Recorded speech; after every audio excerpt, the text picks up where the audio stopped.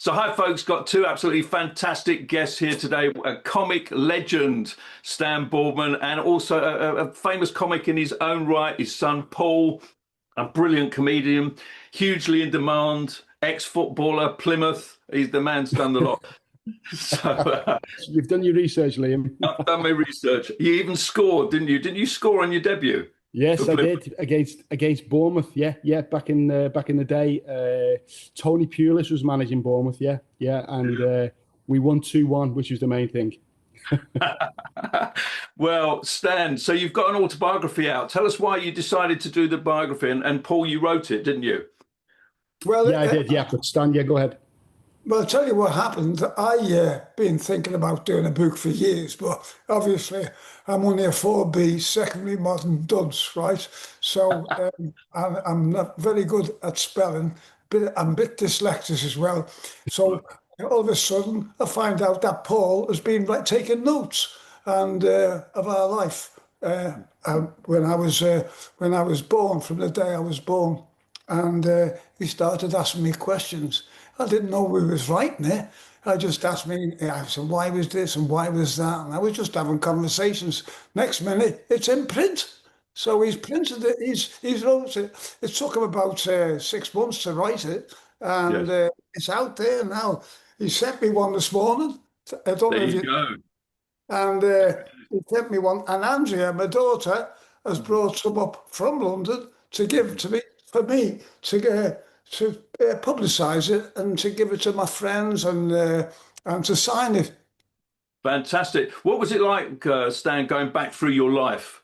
Did you enjoy the whole process? Well, when you think about it, I was born in Liverpool, just off Scotland Road, Kirkdale Road, and it was during the war. And I was 3 years of age when we were in the shelter, and the shelter got blown up. So that Yes. was the start of my life. Not a very good start, really, was it? And my brother was killed. He was 6 in the Yeah. shelter. My mother was really hurt badly. She was in hospital. And the girl who had older than me, Mary Munro, age 12, she was killed. She was protecting me. So that's the start of the book. And it's like sort of comedy and tragedy, right? Yes. At the beginning, it's tragedy, and then it gets through to comedy. Like them, you've seen them photographs of laughing clowns and miserable clowns. That's been my life, yeah. Fantastic. And Paul, did you learn anything new about your dad when you were doing this that you didn't know before? Um, I knew a lot of good question, Liam. I knew a lot about the life and the history. And he's right. It was a tragic beginning, and then it sort of morphed into comedy throughout. And we all know the cliche, from tragedy to comedy. But this book, sort of as it unfolded, you actually saw this transition in real time, if you like, as I was writing it. I could feel it coming. And yeah, for sure, I learned a lot about the people that I didn't know. I mean, my great grandfather Johnny and his wife Harriet, who was my dad's grandparents. I learned a lot about them. I learned a bit more about my nan and granddad, my dad's mum and dad, who I knew, but in talking to my dad, I learned a little bit more. Then I've got to articulate that as well. And I was very conscious of the fact that I wanted to give them a good legacy. I must admit, I felt a big burden of responsibility as I was writing it to make sure that I did them justice. And that was an important part of the process. And I got emotional writing it as well, which took me by surprise. I didn't think I would get emotional. But as I was writing it, funny enough, I was writing about 3,000 words a day. And I'd be writing away. And then my wife would come in and I'd read her what I'd written. And very often I got choked up reading it. So I could write it, not think about it too much. But when I was reading it out loud, I would get choked up at points and wouldn't be able to carry on. So sometimes I just have to hand it to my wife and say, look, just read that.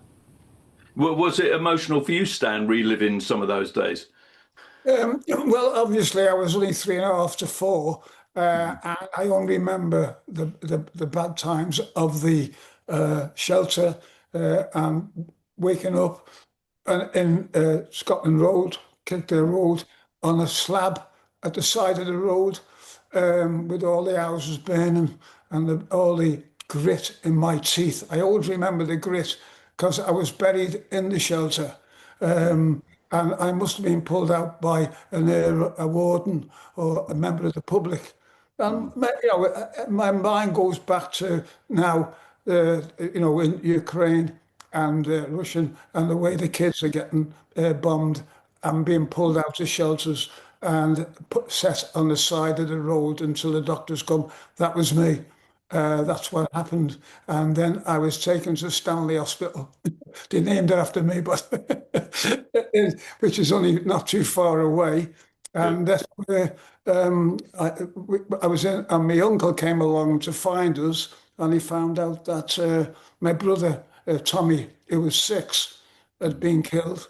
And Mary Monroe, the girl who had hold of me, my babysitter, she was protecting me, and she was killed. And that was quite emotional. Even now, I fill up thinking about her, a girl who saved my life at the age of 4 in a shelter. Liam, and she was 12 years old. My dad was 4 years old. But when we were researching this again, the shelter, the Morley Street shelter, where they were sheltering from the bombs in 1940, on 3rd of May 1941, 18 people were actually killed. So it was a landmine that came down on a parachute, and then they used to call it the silent killer, and it would land, and they would set off a detonator with 10, 15 seconds, it would blow, and these bombs would take out a whole street. So 18 people killed. I mean, you talk about Mary Monroe, who was 12 years old, but 4 other members of her family were killed as well. Her 2 younger brothers, her older sister, and also her mum as well. In the same bombing raid, interestingly enough, in the same bombing raid on the 3rd of May, a guy called John Rossiter, who was an ambulance driver, 50 years old, was killed. And he was Leonard Rossiter's dad. Leonard Rossiter lived in Bootle, lost his dad at the age of around 13, 14.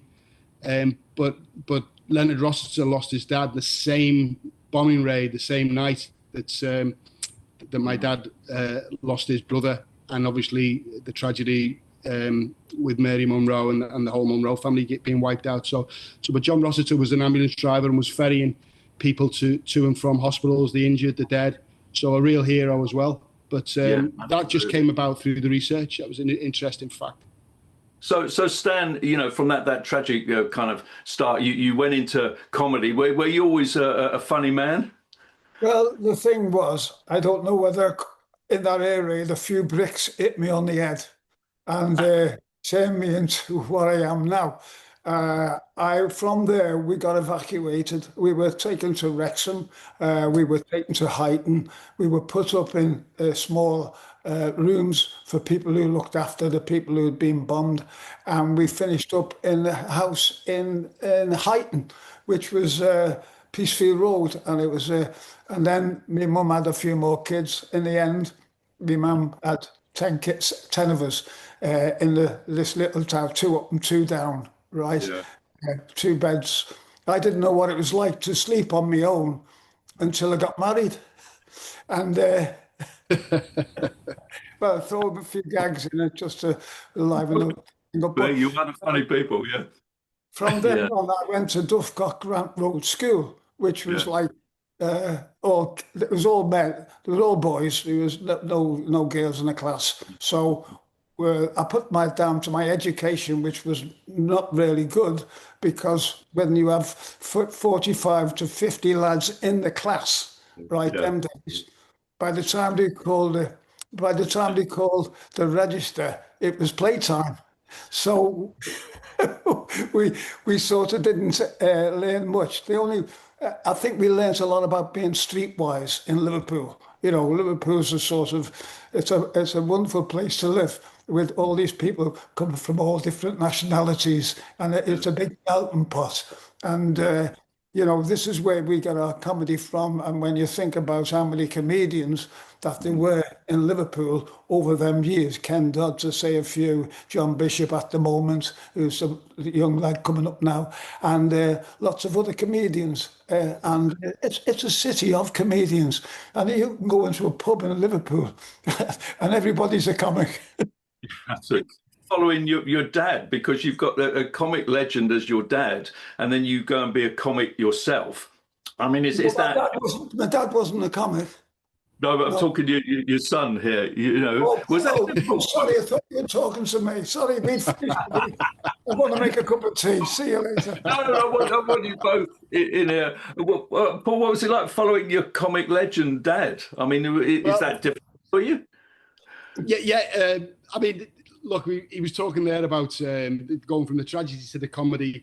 His big break was when he was 40 years of age, and you know, got a second chance at life really after all the struggles. So when he became a comic, he would take me to like the summer seasons. Sometimes take me to gigs on the road. Sometimes he'd go in and do places like the Broadway Club in Liverpool, leave me outside with a bottle of Coke and a packet of crisps, and he'd go in and do his spot and then come back outside. And I was always around comics, watching from the sides really, the Black Abbots, the Grumbleweeds, all the people he was involved with, little and large, all the great comics, Liverpool comics. I grew up with them and I knew all the jokes. So it felt like, I mean, listen, we both wanted to be footballers, my dad and I. My dad didn't make it, I did. But although he says he'll say he was a better player than me. No, I'll tell you, can I interrupt there? I was on Liverpool's books for 2 years when I was 17. And then Bill Shankly came and he saw me playing and he pulled me over. He said, "You make a better comedian." He was wrong. But Paul did fantastic. We used to go to the parks and dribble balls round trees and sticks and things like that because I wanted him to be a footballer. And he finished up that he went and played for Plymouth Argyle, and that was brilliant. And scored on his debut, and he had a good career in football. And then he went on television and did sports presenting, which absolutely. Know about. Stan, can I ask you, back in those days, I mean, the clubs, how hard were those clubs, northern clubs? I mean, what were the audiences like? Well, I think they're a bit different now than comedy stores now, which obviously I'm doing comedy stores now. I'm in Hull next week. I'm in Birmingham in 3 weeks' time. So I am, and Liverpool, the comedy stores. Hot water. Hot water comedy stores. And this is where all the young lads are learning their trade now, getting up there in front of an audience. But yes, they were different audiences them days. If they didn't like you, they used to let you know. Not now. They seem to like you, or everybody like you, and clapping and cheering all the time in these little comedy stores. Yeah. How long a spot did you have to do? Were you doing like 45 minutes or 3.5 hours, or what did you do? It was always round about an hour that you had to do. But now, because of all the gags that I know and all the stories that I can tell, and I'm sort of going along the route with all these young comedians now who are just talking about life and stuff like that. Well, I can do 2 hours now with no messing.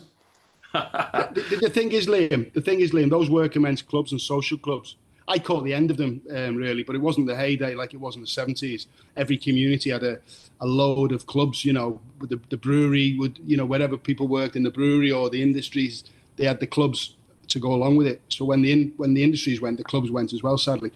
But you had committee men that were running the clubs. So you'd have a group of miners working booking the acts.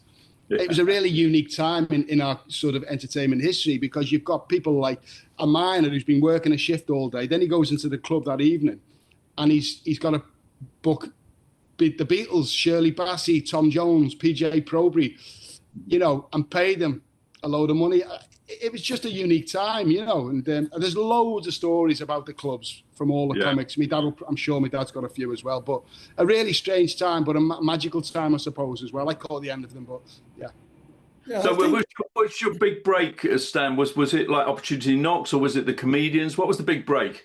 Well, I'll tell you what, when I was sort of trying to live a life in Liverpool, I was on the dole for 2 years and it was quite difficult. I've got the kids, Paul and Andrea, twins, and Vivian, and I've got to now go from the football lad or the lad who go around telling everybody jokes and all of a sudden I'm married and I've got two children all on the way, twins. So it was very hard then. I didn't have a house or anything like that. We were still living with my mum and me Yeah. seven sisters, and no, sorry, six sisters, and me seven. So yeah, I've and to sort of live in this council house and not working, and all of a sudden I'm married. So I got a wagon, a tipper, and I started driving down around Liverpool. You know, the tipper wagon. Them days you could fly tip anywhere. So not now. You know, I raised Liverpool 6 foot, fly tip them. Anyway, and then I got stopped by the police for having red diesel in my wagon, and No chance. because red diesel is like a farmer thing. There's a supplement on it, but you can get it cheaper. So I used to fill it up with red diesel, and then I had no tax and no insurance. Anyway, I got stopped by the police, and they took the wagon off me. So I was back on the dole again for another year. And while I was doing that, in the meantime, I used to go around the clubs and get up and do a spot for a couple of quid. You know, as Paul said, the Montrose Club and all Labour clubs, Conservative clubs. We used to go all around, the country doing them. Because then in days they used to put a lot of entertainment on in these clubs, and I started off there. And then I raised enough money to take the kids to Butlins holiday camp. And I couldn't afford a week. So I took them for 3 days, all the way to Pwllheli. And we went to Pwllheli, and they were asking in the audience, is there anybody can tell jokes or sing or do anything? And my kids stood up. Paul and Andrea stood up. They were about 7 or 8. And my dad tells jokes, right, anyway. And I'm sort of ducking down between the seats. And the compere said, come on, get up, the red coat. And I got up. He said, you're on the show tonight. I told a few jokes. And I won it. And then then went to another holiday camp, won that one. And in the end, I finished up at the London Palladium, would you believe? Unbelievable, unbelievable. I was still on the dole, by the way. Liam, I can remember the jokes. I can remember the jokes he told at Butlins around that time, and it was all sort of like all around the holidays and the chalet, and you know it was that damp in my chalet. There's kippers in the mousetrap. I opened the wardrobe. It was that cold. I opened the wardrobe. My suit had the overcoat on. It was all that kind of stuff, you know, very raw, and also actually at the time it was a common market, and so it was all about the Germans and all that kind of stuff. So it was quite topical, and that's I think how his catchphrase came about. It was a little bit like talking about Brexit now. It was all about the common market back then. So I do remember all that kind of stuff, you know. Have the two of you do you ever gig together now? I don't think I've done a few charity shows with him, haven't we, Dad? Well, I'm mostly watching you. I'm in the audience most of the time. I watch him more than he watches me. So, It's Stan. You know what he's doing? You know what he's doing, Liam? He's funny. writing all the jokes down at the back. That's what he's doing. He doesn't tell jokes. Paul doesn't tell jokes. He's the modern comedian who tells stories, which are very funny. And this is what the young lads are doing today. They're telling stories, and not a gag like Frank Carson did, or Norman Collier, or any of the other Benny Manning and people like that, who I was on the comedians with. The new type of comedians are telling stories, situations coming, and that seems to be working. But I think everybody's doing it now. They're all doing it, so maybe it'll change a little bit back to the gags some days. But when I was sort of at the London Palladium, I didn't know that there was people in the audience from the entertainment business who quite liked what I did that night in the London Palladium, and they approached me and wanted to sign me up. And a woman come, Mary, I can't remember her name, and she Eve Taylor. Eve Taylor.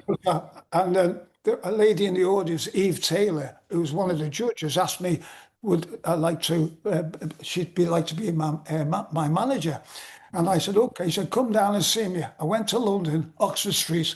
I got in the lift. I went up the lift. The lift door opened on the top floor, and it's her sitting there at a desk. She had her own lift, her own door. And all around the room were photographs of Shirley Bassey, Tom Jones, all the people of that she was managing. So I thought, I'm in the right place. She said, you go back to Liverpool, she said, and I'll try and see if I can get you some work. She phoned me up 3 days later. She said, I'm taking you down to Runaround, which Mike Reid is doing. Yes. He doesn't want to do it anymore. And I want you to go and audition. So I go down there to Southampton, and they're doing an audition for Runaround. And I was quite raw, really raw. I hadn't done any telly, anything like that. And I got in there, and there was all children there, and I had to look after the children, tell them where to sit and go back. And they seemed to like what I did. And I got back on the train, went back to Liverpool, phone call from Eve Taylor. She said, you've got Runaround. Fantastic. Yeah. Oh, I couldn't believe it. It changed my life absolutely, completely. Yeah, I was managed to save up and buy a little terraced house in Old Swan in Liverpool for £800. Fantastic. My first house. Did you have comic influences yourself, or did you have favourite comics on both of you that you worked with? Who were your kind of comic heroes? Well, there were quite a few comedians about them then, but I used to like acting comedians like Norman Wisdom. And I thought of when I used to see him, and he used to do these films called Trouble in Store and people like that. That was his first. And I got latched onto that. I loved him. I loved the character. And he was absolutely, he never told jokes. He's just a funny person. And later on in life, you wouldn't believe it, he finished up as a good friend of mine over in the Isle of Man. And I used to go over and see him. And he came to my house as well, over here in Liverpool as well, just for a visit. And it's sort of, when one of your comedy heroes is part of your life, you know, you can't believe it. Yeah. How about you, Paul? Did you have a sort of comic heroes other than your dad, of course? I loved all the Liverpool comics at the time. So like the likes of Jackie Hamilton and Nicky Finn, Eddie Flanagan, they were all great comics. And Tom O'Connor, another great comic. I think Dave Allen was one of my favourites. I used to watch Dave Allen a lot. I just thought he was brilliant. And then Billy Connolly. Then you look at the American comics, Jackie Mason. Yes. I like a lot of the Black American comics, Richard Pryor, Eddie Murphy, Steve Harvey, and all these guys. I just feel like their comedy is from a position of truth, you know, and when comedy comes from truth, it makes it even more funnier. So I love the Chris Rocks, the Dave Chappelles, and all those guys. I really do like their style, and cutting edge. Really rough. I like comedians with rough edges. I don't like comedians who are too streamlined, as if you like, too precise. For example, this might sound terrible. Bob Monkhouse, as genius as he is and was, he never had me ever laughing, falling out my chair. Whereas Billy Connolly would, Dave Allen would. That's but don't get me wrong. I mean, there's no disrespect to Bob Monkhouse because he's an absolute genius. But Stan, yeah. I was going to ask you. I was watching a clip the other day, and I was thinking, was it the Wheel Tappers and Shunters with Bernard Manning? What was Bernard like? Bernard was. I met Bernard when I knew he had a club in Manchester, and he used to work in the club and telling jokes and get up. That's how he started off, in his own club. And when I went up to do the comedians with Johnny Hamp, who in Manchester, and he did this show, I think all your viewers will know this, called The Comedians. And on there was a lot of them, Frank Carson, Bernard Manning, and Paul and all the rest of them. And I got up there, and they were telling gags and jokes. Bernard was a little bit off the peg really, because he would be telling jokes that you could not put on television, right? But Johnny Hamp used to cut them out and put the good stuff in. So yeah, and so when Johnny Hamp used to say to us, and it was his idea, he said, "I'm going to get all the working class comedians from all over the country, and I'm going to put them on television." And that's what he did. And he said, if anybody starts swearing or anything like that, you'll never be seen. So every joke's got to be clean, and that's the way it was. Every joke was clean, and anything that was bad was never shown. Johnny Hamp, yeah, Johnny Hamp, he's still living in South Manchester. He's 90 odd. First man to put the Beatles on television, when he was head of Granada. One appearance on that comedian show made you a household name. So the lads were going from the working men's clubs, where they were on whatever they were on, but the money would triple once they'd been on the show. And in fact, I remember speaking to Johnny Hamp about the show, and he said he'd asked Ken Dodd to come on the show, and Ken Dodd declined. And Ken Dodd said he didn't think the show would last more than one series because he thought all the jokes would have been gone. But as we know, I think it was 112 episodes or something like that, the comedian. So, that didn't come to pass. So Ken was wrong on that one. But and Johnny, as the legacy that Johnny Hamp has created for all those coming to George Ropers, the Frank Carsons, everybody is incredible, and it's still relevant today. Well, you guys, look, I don't want to keep you too much longer because you've been so kind enough to give me your time. The biography, the autobiography, tell us where we can get it. And I do urge anybody watching this, go out and get the book. Where can they get it? Well, do you want me to say that, Paul, or do you want to tell them? Yeah, it's on Amazon. Do you think you can handle that? Well, yes, it's on Amazon, and the thing is this: now that I'm going out doing shows, I'm going to take the book with me, and when I'm on stage, I'm going to elder up and say, "Come on, you got to get this book, the life story of Stan Boardman," because I'm doing the way comedy's changed over the years, and especially the venues. The venues now are sort of comedy stores. So now I'm in Hull doing a comedy store. I'm in Birmingham doing a comedy store. I'm in New Brighton. I'm all over the country doing comedy stores where all these young comedians are up there, and I'm there with them. And I'm made up with that. I'm also being asked to play in golf tournaments with the Variety Club of Great Britain. So next week this week I'm in Woburn, hitting the ball about, so I'm meeting all the lads, and we do all this for charity. The Variety Club of Great Britain is a fantastic charity. I've been with them now for 45 years, and it was Jimmy Tarbuck who rang me up and got me in there when I was just starting off. And do people like Bruce Forsyth and all them big names with there, and they asked me to join. And I've been there for 40 odd years, and being asked by a fella called Jamie Little, who runs it, the Variety Club. So I'm all over the place playing. You're all over. And can I say, Stan, are you not on a TikTok star as well, which is really up to date these days? Well, exactly, yeah. My daughter Andrea has got this TikTok account, and she puts me on, and she asks me to do jokes and gags and stuff like that. I don't know what I'm doing. She just puts the camera in front of me and says, "Yeah, I've got the dog on there. I've got a little dog sitting there, so I'm doing a dog program now."